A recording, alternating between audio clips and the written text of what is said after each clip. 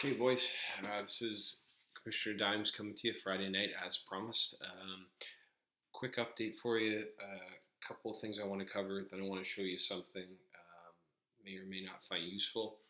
I'm going to go through this pretty quick because I already recorded this once and it didn't work.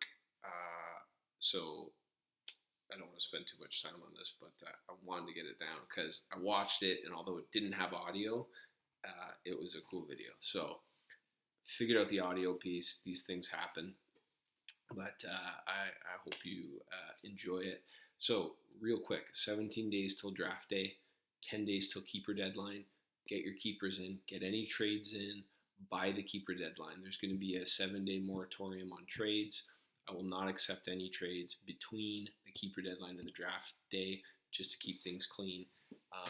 Because once those keepers are set, people are going to start basing their draft moves on it, and we're not in a position to be keeping everybody updated on every move after that. You've had loads of time to work out deals. Get them in before that day.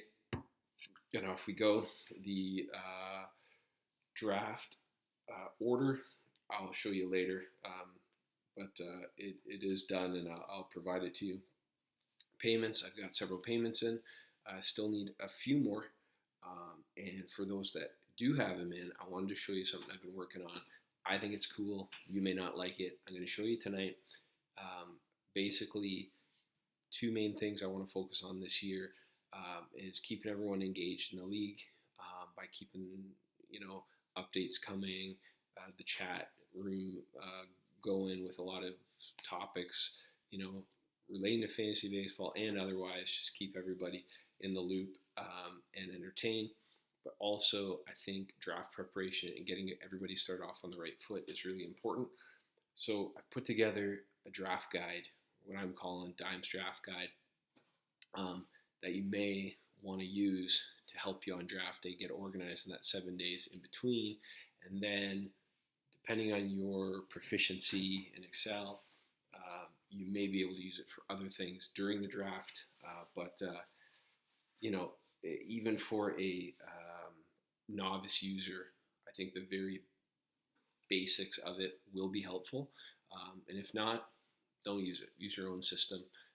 But I found that when I come to the draft and I rely strictly on Yahoo rankings, it moves so quick that a lot of times the guys that I sort of targeting, I lose track of. And I think this is a way that can help you not do that. So I'm going to show you what I've done and see if it's of any use to you. So I'm going to just have to resize here a little bit and bring this up. Now, keep in mind, this is in Google Docs format, which is terrible, but it was the best way for me to show it to you because numbers on Apple is even worse. So what I've done is I've taken all the data from our league in Yahoo and I've put it into one consolidated spreadsheet. So what it has is all the players, who owns them, and some of their stats, which I've added in just as some value-added information. I don't know who's going to use it, and it's a little bit clunky because the pitcher stats and the hitter stats are together and the columns are kind of goofy, but they're there and it can help you, and I'll show you later how that can help you. But the main thing I wanted to do with this was provide the ability to, in a column that I've called keeper question mark or projected keeper question mark, you can actually put in who you think each team is going to keep. In the case of some trades, certain people have to be kept. So you can put a Y in the people that you project to be kept and an N in the ones that you don't. And this listing you can see right here. Here are the managers. If there's an N by it, it's someone that I've projected that, for instance, this manager is not going to keep. This free agent number is people who currently aren't on a roster. And then anybody in this column is someone on a roster who I've projected to be kept. And basically, I've just based it strictly on preseason ranking. I haven't done any science behind it. This is just an example. And once you get it for yourself, you can adjust that any way you see fit. So, if there's someone on your team or on someone else's team that's further down in the rankings, but you think, no, based on their team makeup, they're going to keep them, you can tag them with a Y, and then that will set basically who you think is going to be kept. Why is this important? if you look down at this 441 number here, this is the number of people that after the 59, it will be 60. I'll show you why it's not in a second. This will be the number of people that will be available to you in the draft. So let me just show you real quick one update. Here's LaFleur's lefties. He only has 4 in the Y column for keeper. So what you do is you go to the player list, and pardon the formatting, it looks really goofy because of Google Docs. There, fix that up. Now, depending on how skilled you are in Excel, this would be easy or hard, but if you clear all of the filters and just click on LaFleur, it will bring up his entire team, and you can see it's just based on rank. You go over to the far right, and you have this column. So in this instance, for whatever reason, I left Starling Marte off as a keeper. So I may want to add him, or I may want to say, well, you know what, well, Joey Gallo, he traded for him, so he has to keep him. So I'm going to put a Y on Gallo. And then when I go back to the summary page, now LaFleur's lefties is up to 5. That's been updated, and the total keeper total for the league is 60. So now I know I have a clean list, everybody having 5 keepers, and I have 440 people. And again, I took the top 500 people in Yahoo. There are more people available, but you had to draw the line somewhere. So this, of the top 500, 440 available people, if you double click on this number here, it will give you a list ranked in preseason order of everybody who's going to be available based on my projections of who the keepers are. If you change them, obviously, if you look at it and say, no, he's going to keep Marte, I think, and he's going to not keep someone else, or, Matt, no, he's going to keep Blake Snell, whatever.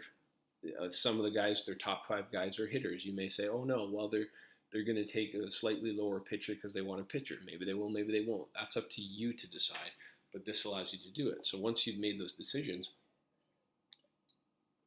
it gives you a list. And then based on your draft order, which I think is here, I thought I had it in here somewhere. Where'd it go? Let's see. Oh, final standings. Here's the draft order. And based on the draft order, you can sort of project who will be available to you at different spots, and you can make updates to the list as you see fit. So, maybe I say, oh, I really want Ozuna, and I'm drafting at the 5 spot, but I don't want to forget that. So maybe I highlight him, and maybe I have some kind of color scheme of, sleepers and prospects or whatever. Whatever you want to do, you can do it. You don't have to do it.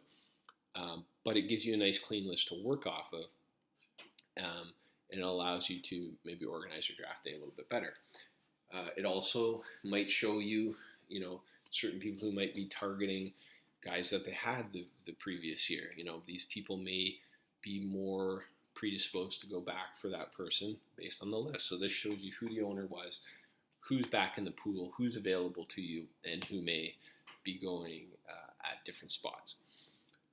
Again, based on your own personal proficiency in Excel, you also might want to use this to go back to the list. And then if I go back to my owner and I select everybody, let's say it's my turn to draft, and I say, I want Marte. I had him a couple years ago, and I put dimes in there, and then I go over, and instead of putting it Y or an N, I put a D. That indicates I drafted him. When I go to my summary, now it opens up another column, and I've got my keepers, my drafted, and who's available. So as different people come through here, and we find someone else who might be available, let's say Snell, and then let's say the professor takes him just because, and then I put a D there, and I go back to my list. This opens up, and now you can see that there are 2 people in the draft column. And then when I click that and double click it, now it shows me who's been drafted and by who. Now it doesn't tell you what round. You could add that in if you want, but then it can show you who the stats of that person for that year, and who's drafting who, and it give you a little bit more information, help you keep yourself organized, and hopefully provide you some value. Maybe it doesn't. I'm going to use it because I like this kind of stuff. But if if it isn't your cup of tea, you want to go paper and pencil, or you just want to go straight off Yahoo, you're more than welcome to. The other thing that I did, and it doesn't read very well on Google Docs, but if you go to the far right,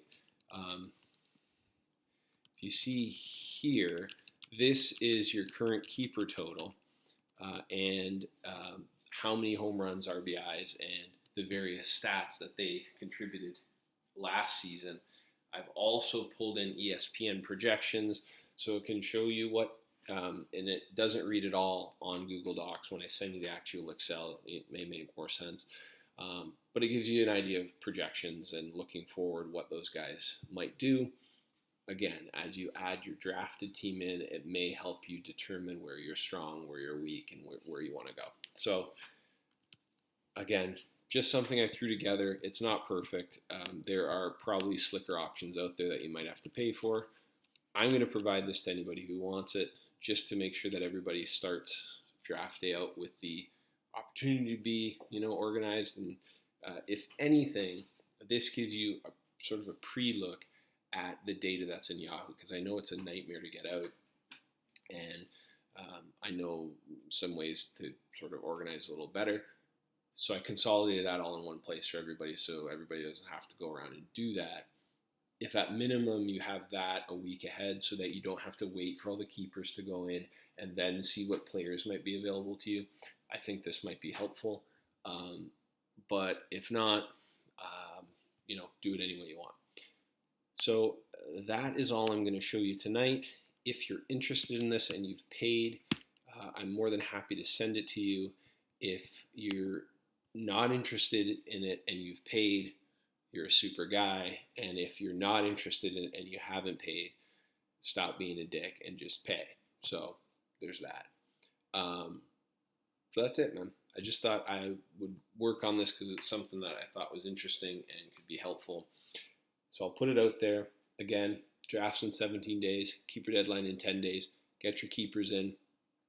Find some way to get your ass organized for the draft, because I want to go A, fast, and B, I want everyone to be happy with the results so that we can start the year off on the right foot. So that's my video for tonight. That's my 10 cents. I'll go back to full screen for the sign off. I hope that worked. If not, then you didn't see the spreadsheet and it's a lot of talking. But if you heard it, you didn't see the spreadsheet, but you're like, wow, that sounded really cool, I can just send you the spreadsheet and walk you through it, or not.